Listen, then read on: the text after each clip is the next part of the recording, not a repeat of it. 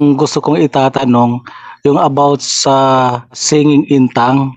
So yung sa CFC or sa Couples for Christ po ba ay okay po ba yun yung about sa singing in tongue at yung gift of thanks na yung salita na ginagamit is Alleluia po. Alleluia, la ganun po yung ginagawa sa praise and worship every pag may household po ang bawat miyembro. Okay po ba 'yon? Yun po, Tinalakay bro. na yan ni Father Nunit Legaspi, lalo na yung guide na ginagamit sa Couples for Christ na may halong protestante. Kaya mariing ipinagbabawal yan. Halimbawa, ang speaking in tongues, mariing ipinagbabawal din yan. Ayon kay Father Nunit Legaspi, tungkol diyan. Why they even have the workshop on tongues. They look at this as a very essential element experience of the gift. But this is not really Catholic at all. So what you're saying is what happens when they do those things, it's a different kind of spirit that comes. It's not the Holy Spirit.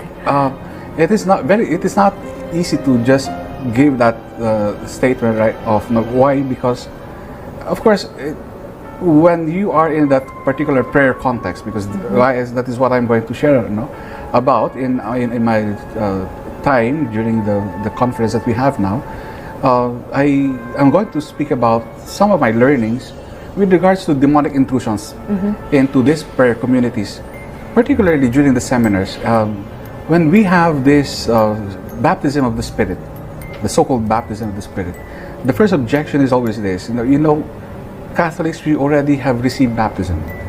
There is only one baptism, and there is that baptism as a sacrament, it's sacramental baptism. To use the term baptism of the Spirit is very confusing, okay? But again, that is beside the point. But you see, I noticed that it is during this baptism of the Holy Spirit when these participants who already been baptized as Catholics start reacting differently, because they were trained ahead of time to roll their tongues and to receive the gift of tongues, and then they start behaving erratically, like they start rolling their tongues and vocalizing gibberish sounds.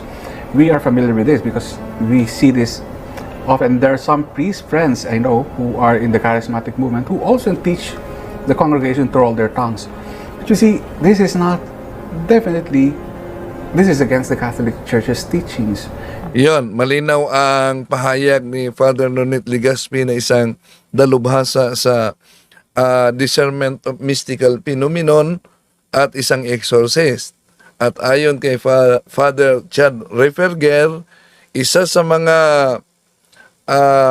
grabing demonic posisyon na exorcise niya ay ang isang babae na humihingi sa Espiritu Santo ng gift of speaking in tongues. Ito ang sabi ni Father Chad. The worst case of possession that I ever had was a woman who asked for the gift of tongues and she got it. Malinaw yon, kapatid, no? Na mariing ipinagbabawal iyan, lalo na sa mga exorcists na nangaral tungkol sa discernment of mystical phenomenon, na ang ating pananampalataya ay hindi sana mahaluan ng mga maling pananampalataya. Yon po. Thank you po, Brother Wendell.